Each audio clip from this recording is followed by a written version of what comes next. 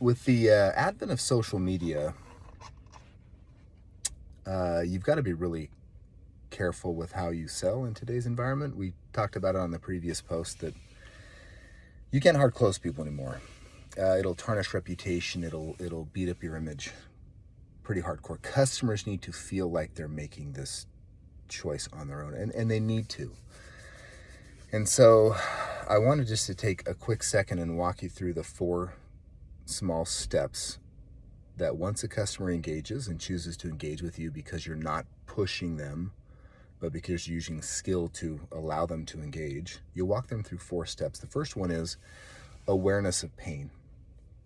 And that's really understanding their existing situation and why they would first seek to make a change, understanding what they believe is important to make that change and why, and then helping them add to that.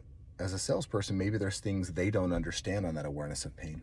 So what else to help take that pain deeper? What else is important for them to understand on why that's important to change? And 2 is they need to have a kind of this pain measuring stick.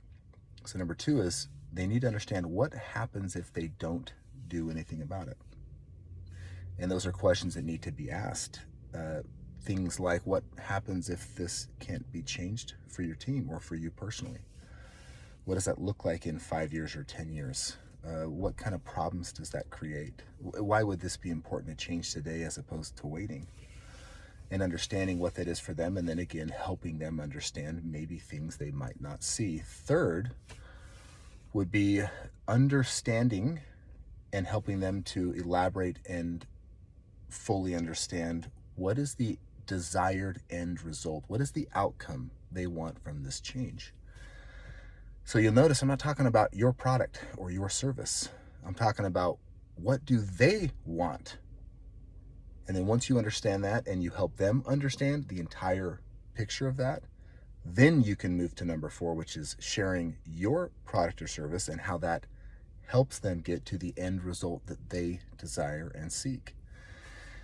People often start backwards and they start selling and pushing a product or service, telling them this is what you need and why. And if you just reverse that order and understand and help them get to the place where they understand their situation and where they want to go, then introduce your product or service, you stop having to push product and they'll actually make the choice on their own to buy from you.